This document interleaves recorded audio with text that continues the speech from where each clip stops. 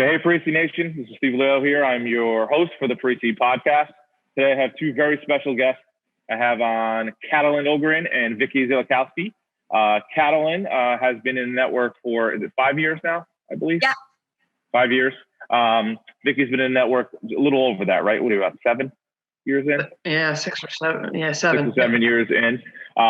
They both have very accomplished backgrounds on a personal level, so I'm going to kind of go over those a little bit. I'm going to miss stuff, so you guys have to fill me in. So, Katalin, I'll start with you. So, Katalin's been in the business for over 20 years, right? You've had your own business for, are you at 20 years now or 19? Well, my facility will be 20 years in March. Yeah. So first off, big accomplishment in our industry. Not many people are open that long, and everyone goes through difficult times as we're going through now, which we'll get into. You've had Parisi, like you said, for about 5 years. You've been doing martial arts for over 30, right? Since you were a child. You also have written about martial arts in magazines. I know you've done a lot of work with UFC. You've written a few manuals. I know you wrote a book on MMA training, on the weight training side.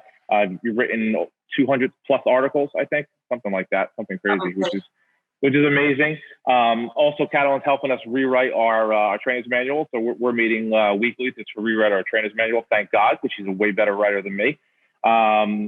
Also, at her facility, which we'll get into, she has a ton of cool things she does because her facility is very diverse, where it has martial arts, it has fitness, it has boxing, birthday parties. So it's kind of a one-stop shop for everything. So I want to get into that a little bit later.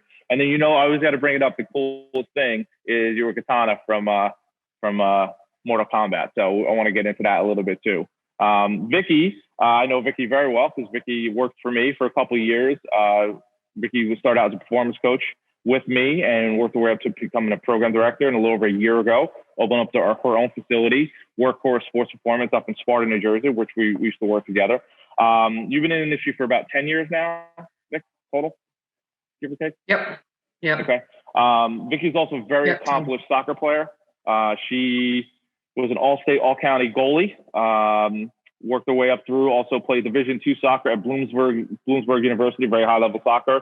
After graduation, you also coached at Bloomsburg and Fairleigh Dickinson University in New Jersey. Started in the strength conditioning industry, more as a strength coach. And then a couple years into it, we got together. We started working together. And then you rose up through the ranks, and now you're an owner. So two very accomplished, not only females, but coaches in our industry, coming from a little bit different backgrounds. But the first question I want to ask you is, with both of your backgrounds, what led that, or what made you lead into wanting to go into the fitness industry? So maybe I'll start with Vicky, if you want to kind of tell me, you're an exercise science major, but what made you want to get into this type of industry? Yep. So in high school, I was a little bit heavier. I loved soccer, and I mean, honestly, I didn't have or couldn't afford to really train, or they didn't really have it when I was younger, I would say. So, I always wanted to give kids opportunity that I didn't, so. So did you start working out in high school, like just kind of on your own? Did you just go running? Did you? Actually, with my dad. Yeah, so I used to strength train with my dad in the basement, and I would just run whenever I could. And then in college is when I really got into the strength conditioning, because I was an exercise science major with a concentration in coaching and strength and conditioning. Yeah. So did you think that this is what you would be doing when you were in college, or you weren't really sure that you're going to be more of a college strength coach, or you're still kind of figuring it out? No, I actually wanted to be a goalie coach for soccer. Yeah.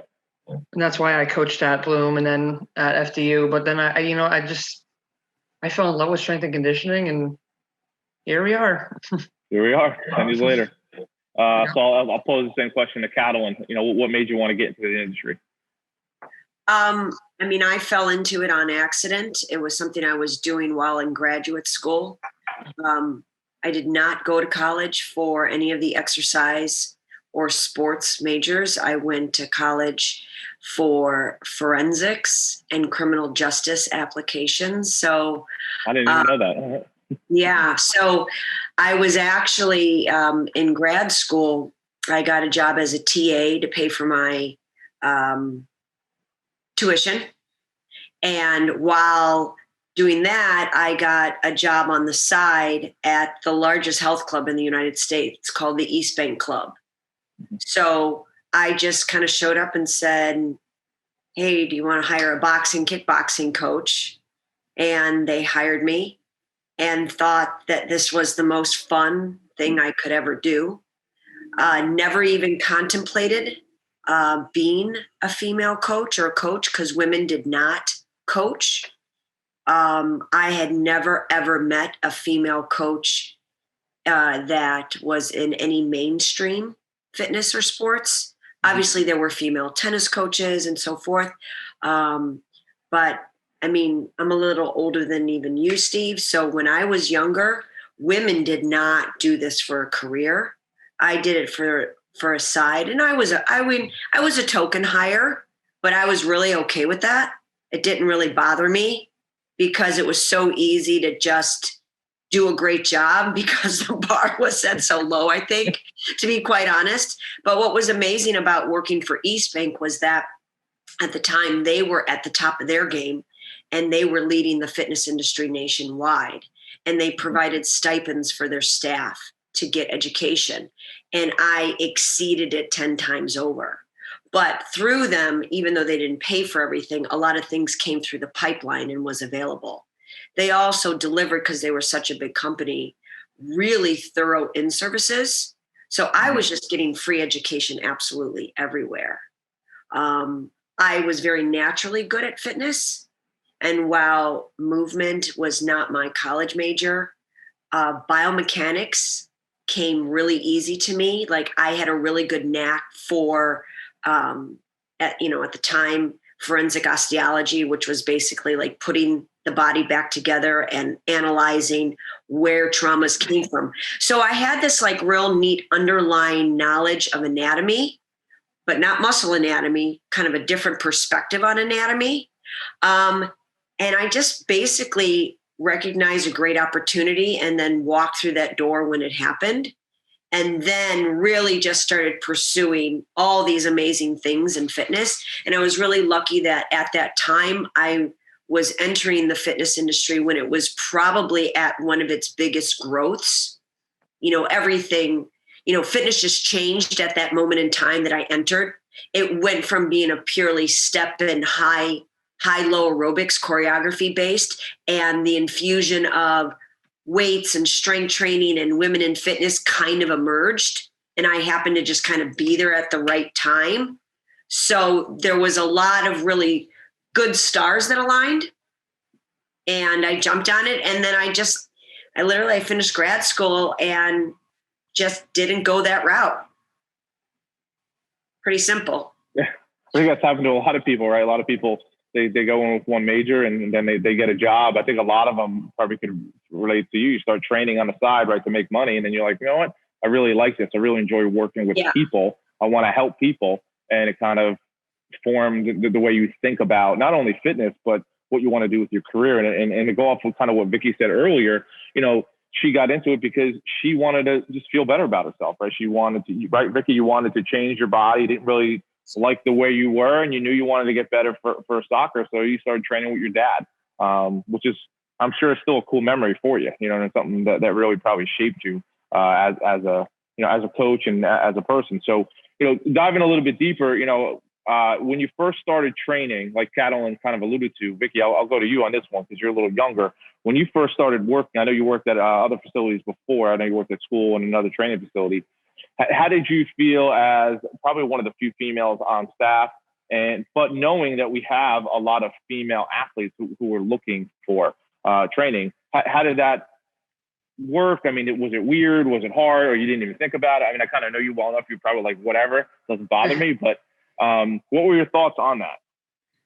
It's funny. Even when I was in college, I started taking the strength and conditioning route, and I was the only female in the class. All the Olympic lifting classes I took, all the powerlifting classes I took, there were 7 people in there. I was the only female. Yeah. Unfortunately, like you said, me, I don't really care. It doesn't bother me. Yeah. For me, I took the route of like, well, I'm the only female. I'm going to try to hang with the guys, I actually had a lot of inspiring female coaches, though. I think growing up, like my college coach was female, so that helped out a lot. When I worked for Williams Sport Training, I was the only female on staff until we brought my friend Lauren on. But it was me and him and one other guy. I think when I came on, we got way more female athletes. Even now I connect better with them than, the other staff members we have. So, I mean, being a female in the industry, it's honestly, to me, I don't feel any different versus like if I'm training with you, if I'm training with Katalin, if I'm, I just feel like there's no different, you know what I mean? There's no difference for me, but again, like you said, I'm a little younger and it's a little bit more accepting now, I guess, than it was or unheard of before. So. Well, I think if you look at a lot of people when they go through school and to figure out what they want to do as far as a career, and it's exercise science, a lot of them tend to go more, kind of like what Katalin was saying, a little more the fitness route or exercise phys or physical therapy. Like you said, there aren't a lot of females who go into strength conditioning, although I've been noticing a lot of collegiate programs now are promoting head strength coaches as females. It's starting to really change. And if you look at what's happened over the last couple of weeks, you have the first female GM in baseball now on the Marlins, and there's female coaches on football teams, on baseball teams. So the playing field is definitely changing. Probably got a long way to go. I'm sure Katalin would probably agree with that. And listen, you guys know I'm a dad of 2 girls, so it's very important for me to see what goes on in our industry. And I have a daughter now who's a freshman in high school who we've already talked about college. She wants to be a physical therapist. So it's definitely something route that she wants to go. So Katalin, when you were starting out and working, how did you? I know you said you just went in there and grabbed it. And I think again that both of you have very similar personalities where you're just going to take the bull by the horns and you're just going to do it. I know that's how you two are. But what motivated you to do that? Like Vicky said, you definitely had your father support you. You had your college coach, definitely be a big influence. What other influences, Katalin, maybe that you had when you were starting out at that club? And then what was your transition? Did you go right from that East club to opening your own business, or was there other jobs in between? I mean, I was at East Bank for 7 years. So okay. You figure what's that, like 22, 23, you start. So at around 30, I was on the way to opening POW for sure. I think I opened POW when I was 30 or 31, I want to say. So, yeah, something like that. In any case, I don't know. I mean, I don't know what made me just say I wanted to be a boxing and kickboxing coach. I mean, I was really kind of on another upward swing in my martial arts career at that time and transitioning into kind of an interesting category of professional martial artist. So with the stunt work and all that other kind of stuff. And I was really training again. Pretty hard. College was more of like a holding pattern in my training. As far as really growing as a martial artist, I grew more as a boxer. Like I dedicated a lot of my time to boxing while I was in college, but it was all kind of in secret because women really weren't allowed to box, if that makes sense. Because we're talking, I don't know, like mid-90s? Early 90s maybe? I have to double check. What is that, 89? Showing your age today. Yeah. I mean, it was just something I kind of did incognito. You know what I mean? Yeah. I went in off times, but I was turned on to strength training in college as well. I mean, I can remember, which I pledged a sorority as a junior. And people are like, you were in a sorority? That just doesn't sound like you. I was like, yeah, but it was right across the street from the new gym. So I went through Pledge Week with the whole intention of being pledged by a house because it was directly across the street from the gym. And then I could park there and study and go back and forth to the new gym that was built on campus. I'm not saying that sorority life didn't provide me with other things. Well, some people are motivated by the social parties. I didn't think there was anything wrong that I was motivated by the proximity and the academic support. So, I was very much on a mission to spend as much time in the gym as I possibly could when I was in college. And I think that set me up to have a certain level of confidence that when I graduated, because I wasn't taking classes in that, to just walk into East Bank and just be like, hey, I want a job.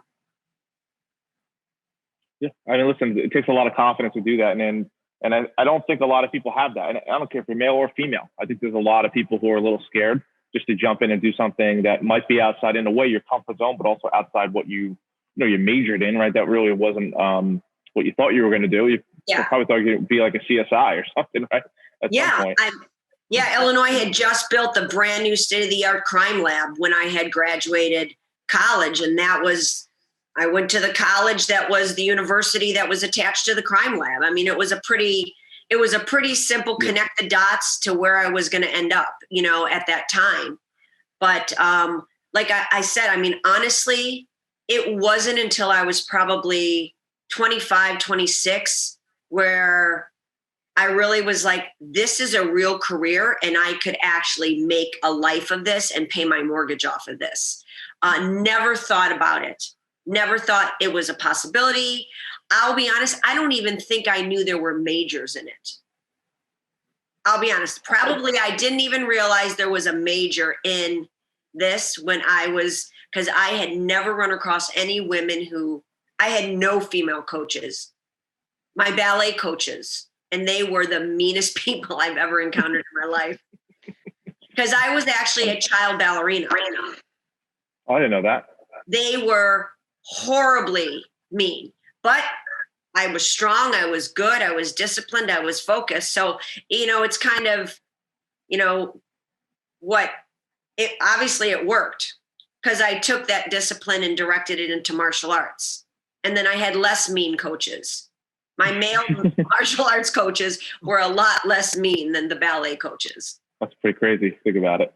And kind of the same thing for Vicky. Vicky, you started out, you were coaching, not only sport coaching, you were performance coaching. You worked at more of a soccer specific facility that was a little more strength based. And then you and I met each other, and we started working together. And I remember that first transition. Vicky didn't love speed, right? It wasn't your first. I'll tell a funny story. She'll remember it. I was teaching her how to do some of the speed classes. She had never really done it before. And Vicky is excellent with strength. I'd put her up against, anybody in our network when it comes to strength training. And we were kind of, I don't know what it was with the schedule. And I'm like, all right, Vicky, you got to do a change direction class. Yep. Her face was as white as that wall behind her. And she's like, I don't know what I'm doing. And I'm like, oh, well, figure it out. Let's go. And she crushed it. And, she's done such a great job of becoming more of a well-rounded coach. But kind of like what Katalin was saying, this industry is interesting because if you look at college programs, they're not really teaching the performance side of it. It's changing a little. Like I'm seeing a change where, coaches can get their CSCS now when they're in college. But like Katalin said, I mean, when I started college in '92, so it wasn't like, this is a big industry. When you started taking classes in school and then once you got out, did you realize that like the sports performance industry was a big industry, or you were still trying to kind of work your way through that? Are you asking me? Yes, I'm asking you. Oh, okay. Honestly, when I went to school, there was like nothing to do with speed. Yep. Zero. We did plyometrics. I had a whole class on plyometrics and stuff and progressions, regressions, but nothing correlated to speed. It was always programming for strength. I don't know how it is now. Or like sports specific stuff more than anything, or Olympic lifting or powerlifting. That's pretty much what it was. So I did have classes on powerlifting. I did have classes on Olympic lifting, teaching the Olympic lifts, how to judge them. But it is kind of weird that that's like, even I remember sitting in office with you and like you and me arguing, I think on my second interview with you, and you were like, well, you have to teach speed. I'm like, no, like that's not a thing. And you're like, no, like, kind of going back to something you said earlier about like the coaches and stuff. The thing with, I mean, as you know, I've told you, like, I think of you as a mentor, you, Mark, like you guys never treated me different than a male coach. Like when you said I do remember you being like, all right, well, you're coaching changing direction today. And it was like a sink or swim kind of situation. But I feel like you would throw John in the same, like any of the other people in the same thing. So no one's ever treated me differently. That's why I think going back to earlier, like I never really felt anything with male versus female, because every coach I've worked with or mentor I've had have always treated me the same. Expect greatness and you get it. male or female. I don't think it matters. No, I think it's true, and I thank you for saying that. I mean, I definitely, enjoyed working with you, and Katalin and I have worked together, remotely, right? And I think one of the things I've prided myself on is I don't care who you are, just work your butt off. You know what I mean? Mm-hmm. But like Katalin said, I don't think that's the norm in the industry. I definitely think there are some people who have biases for and against females. I've seen it personally. I've definitely seen it in our industry. And like you said before, too, the speed aspect is such a different aspect.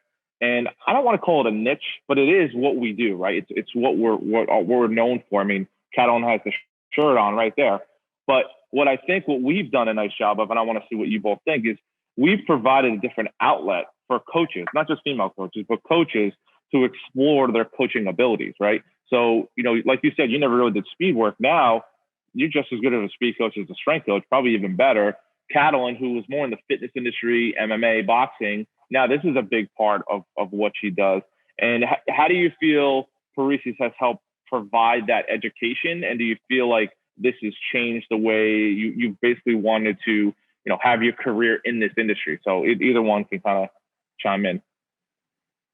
I think the thing that I love about being part of Parisi right now, or since the beginning, is that I've always loved sports. And I've been always a sports fan, but not knowledgeable enough to coach a sport. This to me is better because I get to coach athletes from a wide variety of sports. And while I may not know the minutia of how every athlete or how every sport functions, I guess, as far as like the rule set and just like dissecting the actual sport itself, I still have something that's above and beyond the minutia of their sport. Like, I feel like the hierarchy is where we are at. And you have to disseminate this because it doesn't really matter what the athlete's sport is. It just matters that you make them better. And that to me feels more like you have more impact. Because while I would never tell a kid you have no chance of going to college to play sports, we know that there's such a low percentage of athletes that we work with that will actually get to professional level sports. So when professional level sports are not there to provide them with the career path that they dreamt of when they were 13, they're left with something that's so much more substantial. And those are fundamental mechanical skills that they can like move forward into the next phase of their life as an adult and still be a mover and play whatever they want. The other thing is that I was extremely aware, being pretty small as a female. So not only being female, but being on the smaller side of body frame and everything. I was very aware that speed made me better. I mean, I was just fast. And I don't know why I was fast, because I didn't do anything to be fast in my sport. And speed was my asset in the areas in which I moved. And then I really understood I needed to be stronger. So then I added strength to my personal regimen, which was that whole motivation in college. Not that I was like the fastest martial artist out there, but I mean, for my size, I was pretty fast. So I think that being part of the Parisi network and the education that we are given, the impact we have is so much broader than when I was just a strength and conditioning coach. That's all, because I was doing strength and conditioning and stuff for basketball and all these other things that were peripheral to POW's martial arts program. But the integrated kind of thinking that speed and strength for athletes need to kind of go hand in hand, for me, was really just an amazing evolution for my career. Got it.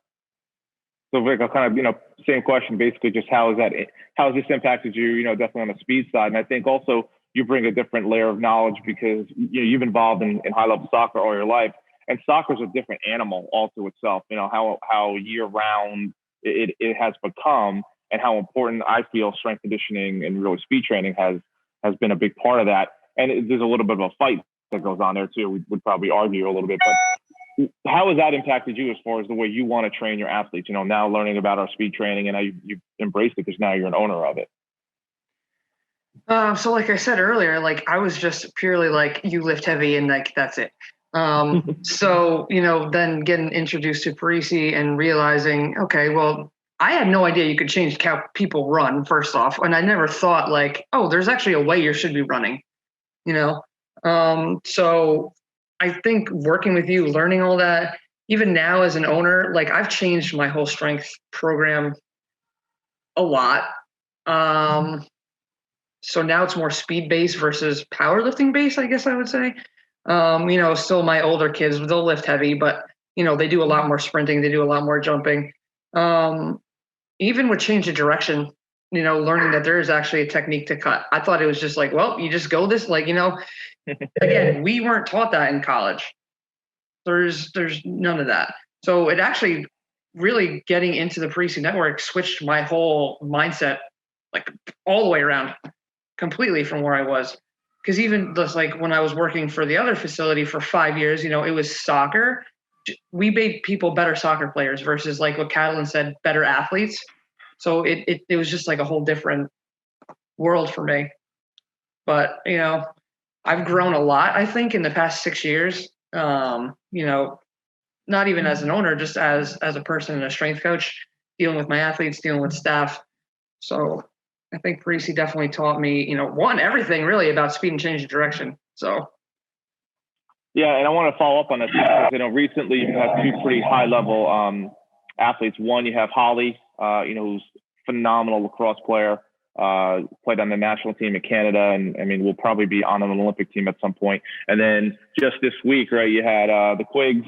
She had a girl just commit to UNC for soccer who trained for 4 years, something like that. Oh, I've had her since 7th grade, I think. She's now a senior in high school. Yeah, 5-6 years.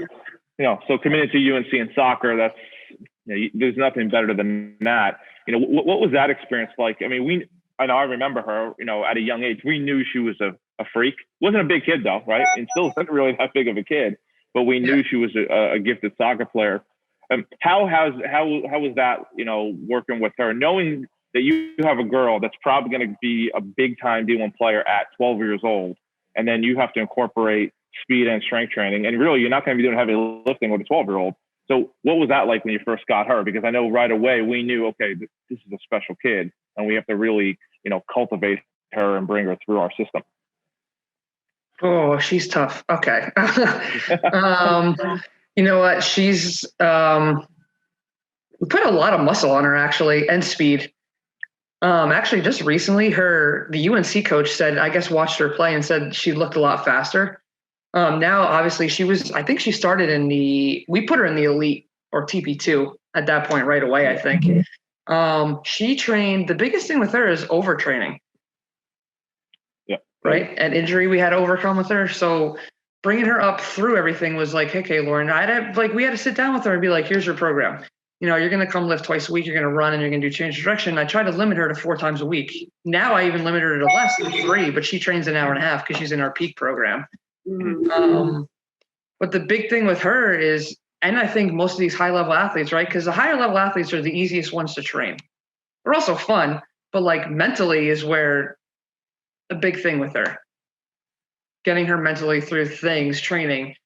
She has practice. She does doubles. She does this. I mean, the kid works. I've never had kids who work their butt off, but it's funny because now her and Holly train together, and it's the best thing ever. 2 of them together. They push each other. Yeah. Yeah, and they've become friends. I mean, Holly's more of a mentor to her, I think, because she's a little bit older. But them training together has been an awesome experience for me too. So. Yeah, I think it's great. I mean, listen, I was lucky enough to witness it and see Vicky connect with this phenomenal girl, and that's why, again, kind of the purpose of this call is we need female coaches to have that connection. And you just made a big point there. The mental side of it is tremendous. Especially we'll take a sport like soccer, which it's a different animal. I mean, I don't think there's many sports that you can compare the level of commitment you have to have for soccer to reach these type of these accomplishments. Going to UNC or all these other places.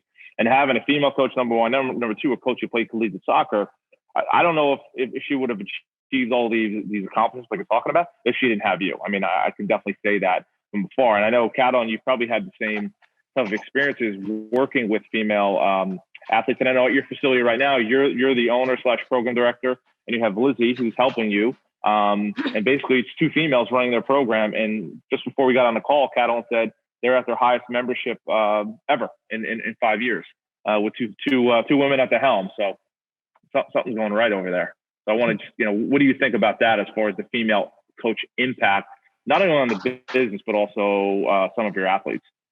I mean, I think that, I kind of come from a generation, which I don't know if it's politically correct or not. It's like, I don't want these things to ever come back at me. I'm really okay knowing that while I don't want to be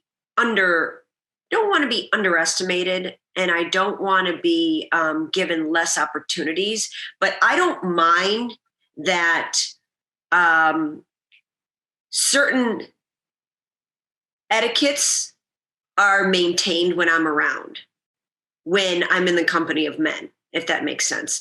I don't mind being in the company of men. I was in MMA, and, I can't tell you how many, my husband and I joke, how many schools in the world I've been forbidden from walking into.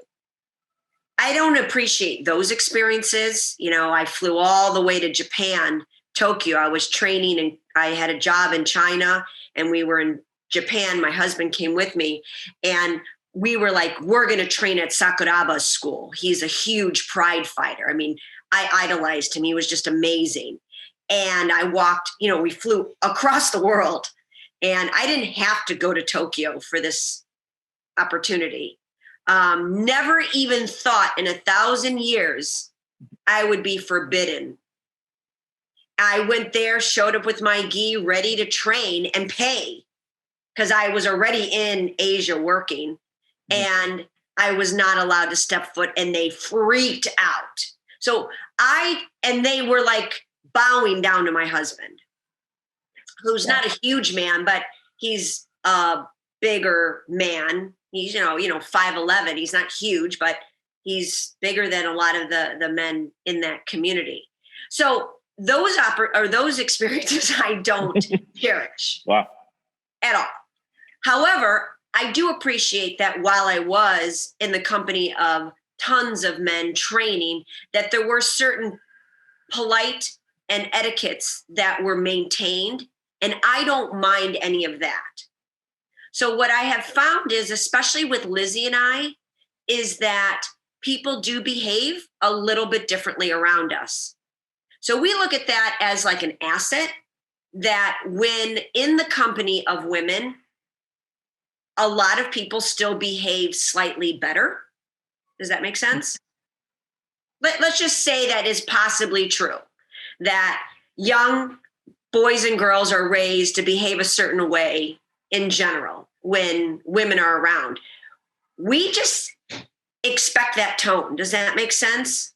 Yes. So we don't allow maybe certain types of behaviors or language that I think, and I'm not picking on young teen male athletes, but that young athletes may not do in the company of women. And I guess I can testify to that, like working with the football teams, because I've had, along with my other coaches, I can hear from afar, the boys behave differently when Brandon and Rupert are leading the session. So like I might be across the gym and they're on the turf with them. They talk a little differently. It does not bother me. But when I'm on the turf, they don't talk like that. I like that. I don't mind it. So I don't find offense in that. What I would be upset with is if they challenged me on how to do why hip lock is important. If they challenged me on skipping is stupid.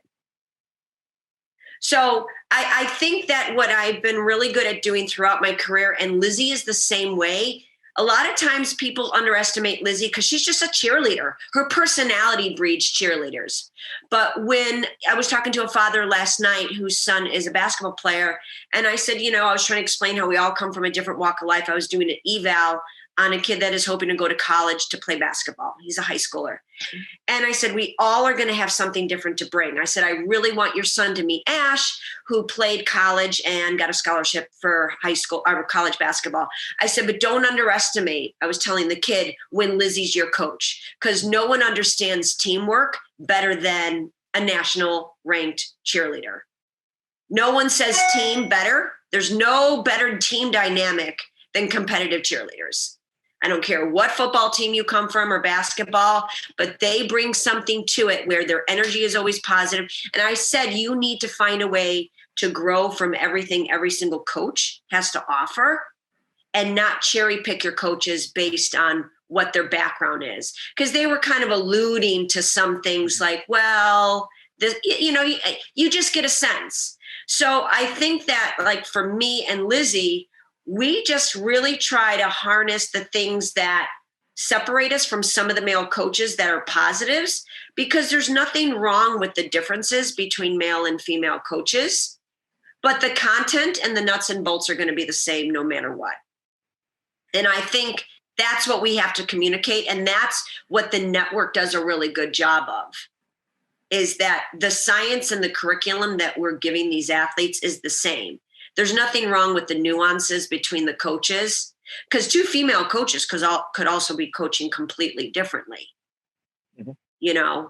So that's something I do want to share with female coaches. There's nothing wrong with what makes us more female, and there's nothing wrong with what makes a male coach more male.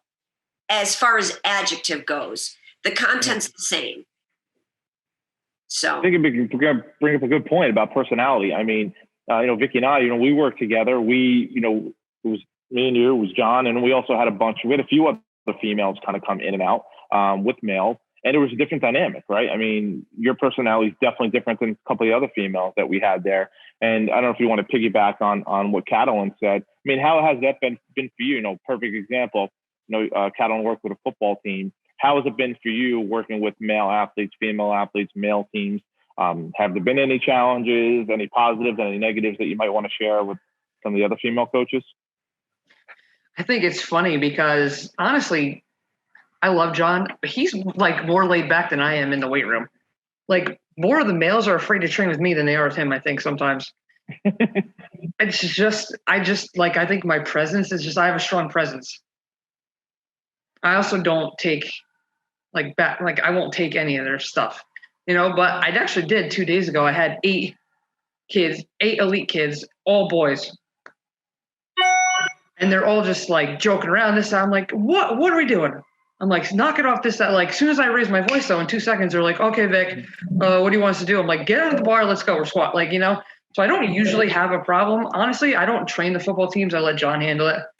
Cause he did a lot of team training with Steve. And learn from him. And he's very loud, boisterous. I could do it. I don't mind doing the boys soccer, but I just let John do the football because that's his thing. I'll walk in and help him, but I don't mind training a group of male athletes. They usually don't give me a hard time.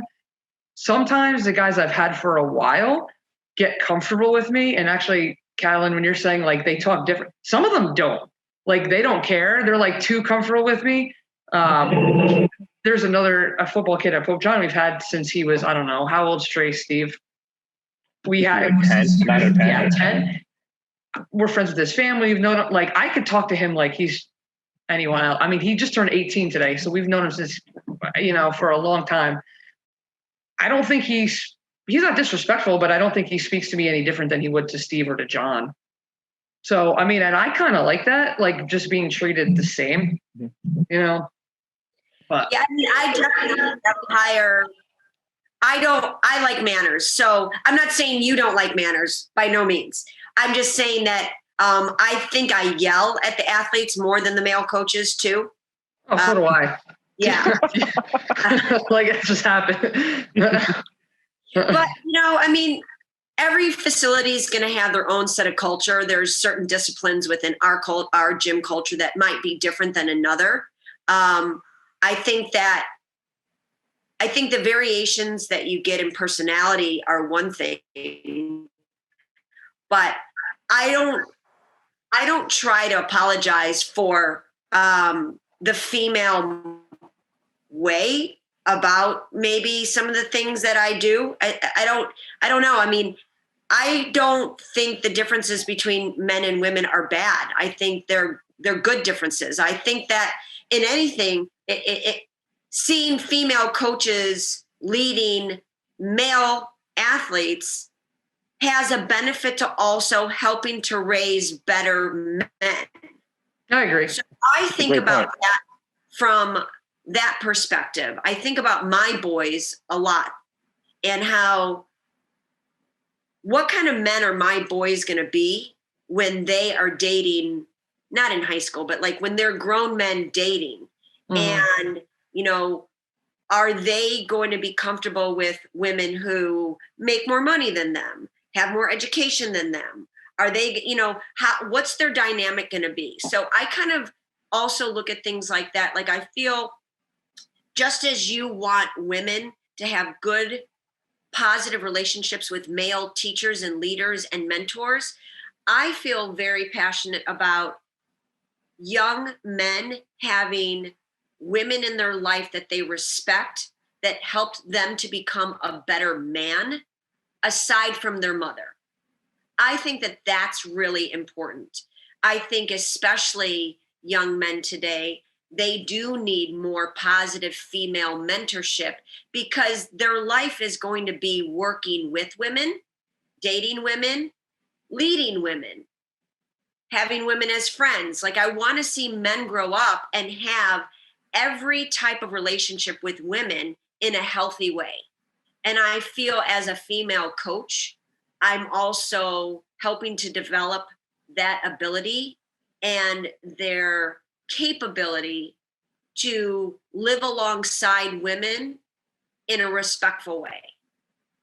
I feel it's different than the English teacher because that's a different dynamic. There's something more familiar about being a coach than being the English teacher, yet I want the same level of focus and respect as your English teacher or your principal. Does that make sense? So that's something I would think about a lot when I started coaching the football teams a couple years ago, is I want them to just have respect for women across the board, even though I will never be able to run as fast as my cohort of male coaches. They will still beat me on a 5-10-5. But that crossover step, man, I've got it dialed down and you're going to do it the way I tell you to do it. So that's kind of the thing that I think about. And I do find that there is a fine line between, there's a slightly different way in which coaching men, I think sometimes has to happen, particularly in a group of male athletes who clearly have never had a female coach in their life. That's something I'm becoming more acute in recognizing. You're making a great point because honestly, I never thought about it that way, but you're right. How many male athletes have had a female coach? Whereas plenty of female athletes have had male coaches. Right. I never thought about it in that respect, and it shows you how dumb I am. I mean, I never had a female coach. About that. Right. So I kind of look at myself. I went my whole career without ever having a female coach or any positive female mentorship, leadership relationship whatsoever, other than my college professors, which I had great mentorship in that realm. But from a physical standpoint, I mean, so I kind of look at it like I had all these great relationships with male coaches. I want it in reverse for the male athletes to have great relationships with female coaches, because I just feel like it pays it forward. So then when they're men and when they grow up and they have daughters, I have a really cool story to share, and it is a little dated. So when I was younger, most of us could agree that Happy Days and Laverne and Shirley were pretty, holistic, good TV shows. And I know it may not have been a show like you watched when you were a kid, Vicky, but when I was little, Happy Days and Laverne and Shirley were they were the funny sitcoms on TV. Fonzie was my favorite. Fonzie was the best. Yeah. But I didn't recognize this, but Fonzie was a sexist. The show was very sexist. I had no clue about any of this. My father forbid me from watching Happy Days and Laverne and Shirley as a kid. Do you want to know why? Nothing wrong. He would say there's nothing wrong with being a housewife, but those shows will teach you that all you can ever be is a housewife and a factory worker. You can watch Mork and Mindy. Mork and Mindy is a better show for you. I'd be like, I don't like Mork and Mindy. He's stupid. And she would say, but Mindy makes all the money. And there's the best part. And Mindy always listens to her father. Wow. I don't even know what that is. I know. Robin Williams. I don't know what that is. No, he was Robin Williams. Yeah, he was an alien. And Mindy had a career and she was in broadcast. And her confidant and best kind of mentor was her father, who always gave her advice. But more importantly, Mindy was a career woman. And we were fighting for sitcom time. So that was but so it's very interesting that he was just so hyper aware that might shape what I thought my possibilities were. I think about that story all the time. And that's an amazing story. Huh? That's an amazing story. I'm going to share that with my wife and my daughters tonight. That's an amazing story. And now, I'm not saying I don't laugh at, because Laverne and Shirley is a show that kind of has that Lucille Ball type humor. Yeah. And he would let me watch Lucille Ball, which was hilarious.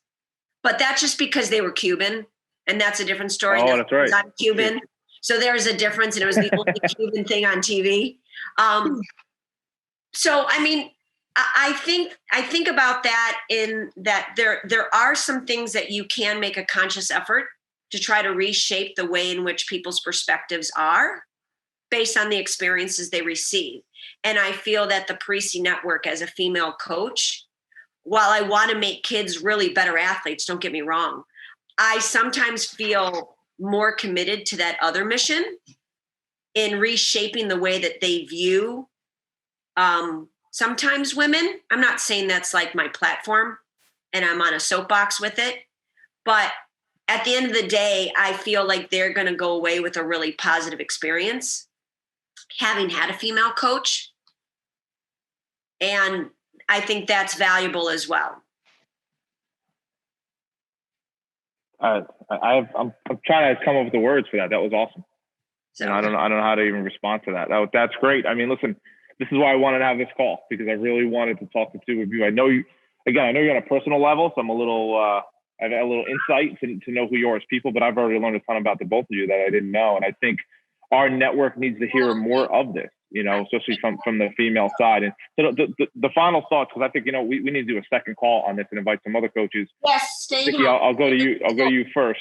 What advice would you give now to, I think we have a lot more female coaches entering our network. I've definitely seen it from the certifications. So I'll start with Vicky. What advice would you give to some of the new female coaches that are, stepping on the floor for the first time? A lot of them might be just out of college. What advice would you want to give to them? Don't be afraid. Don't be afraid. Just go after it. Do what you love, and everything will fall into place. Because that's pretty much how I felt going into it. It's just, like you said, you threw me in there, sink or swim. If you really love it and you're dedicated to it, you'll be successful. Well, I think, listen, it sounds simple, but let's reiterate it.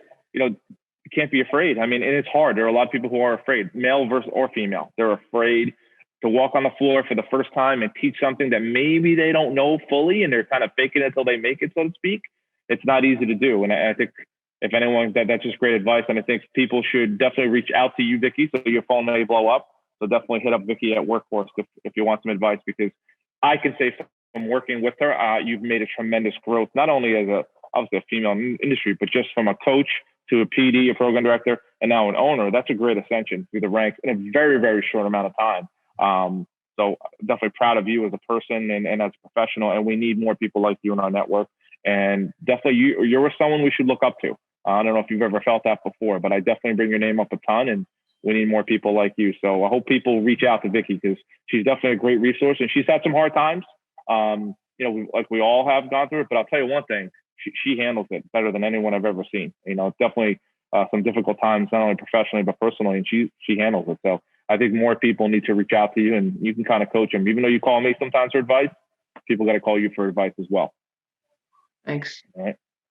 Katalin, final thoughts, because you blew us away already. So I think that the biggest thing for women in any industry that they should remember is don't try to prove yourself. Just do a really good job.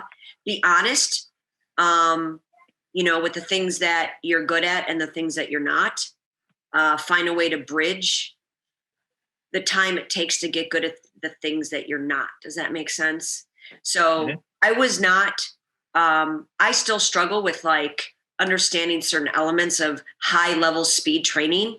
I want it so bad, but what I don't do is then try to go out and pretend that I know it when I'm coaching. I stick to the things that I know really, really well. And that's always been my forte in teaching. Is I'm really good at teaching the things I really know well. And then I just kind of take one small piece of something I'm trying to get better at and bring it in, as opposed to trying to teach something that I don't know that well and making that the focal point, because then I'm layering in some growth at the same time as I'm being an expert or a leader in something that I know really well. I've done the same thing with martial arts. I was a really great striker and a phenomenal kicker. And boxing came really naturally to me, but I didn't know why I was really good at boxing. So I would lead with the kicking and then sprinkle in the hands. And then over time and communicating that, I just started to figure out why I was so good at the hands. Sometimes you also just need to take time in practicing teaching things. So, and then came the ground fighting. And then I was no way an expert in ground fighting, but then I would sprinkle in the ground. And then slowly I have these different layers of things. The same thing with the speed. I'm really good at the strength when I came to the network. I got better at the strength because it opened my eyes on how strength for speed is different than strength for power, even though now we're starting to kind of fuse it a little bit.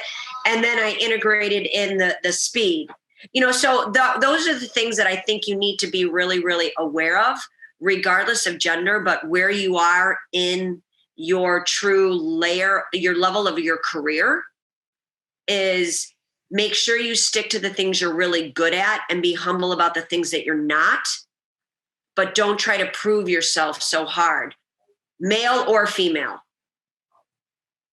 I think that's great advice too. I think a lot of people try to overdo it. I've seen that before.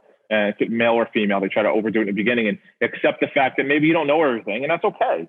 But put in the effort, like you were saying, to learn different things. Just like Vicky, she didn't know a lot about speed when she first came on board, but she put the effort in. She took extra time. She asked me a bazillion questions about training, and that thirst for knowledge that you both have had, and I think you continue to have. It to me is another reason why you are successful, because you're never acting like you know it all. Now we might debate and argue, and I think that's healthy. That's how you learn. But I've never felt from the two of you that you knew it all. And I don't think I know it all either. I appreciate the fact that you call me and ask me for advice. But trust me, there's times I don't know either. You know what I mean? I'm still trying to figure stuff out. I'm reading every day. I'm watching videos every day. And I just want to become the best coach I can be. I still don't think I'm a great coach yet. I've been doing this 20 years. I'm still learning. I'm taking on a new adventure as a track coach. Different world for me now. Now I'm developing track athletes. It's been challenging my thinking on how I have to work with them beyond what we do. There's more things I have to think about that I never thought about before. A kid doing long jump, a kid doing relays, a kid doing hurdles, a kid doing throws. It's not just our program. It's really made me think about just programming and organization. And so anyway, it's challenged me. And I think, the advice I'm going to give everyone here is, the both of you were not afraid of challenges. You both took them head on.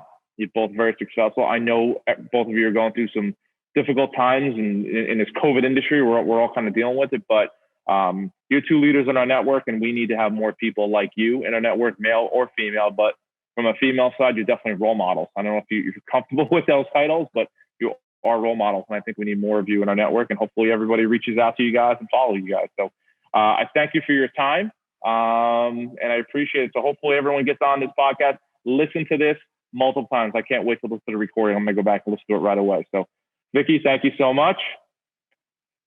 And Katalin, thank you. Thank you very much. All right, we'll talk to you guys soon. Bye, Vicky. Bye, Katalin. Have a good one.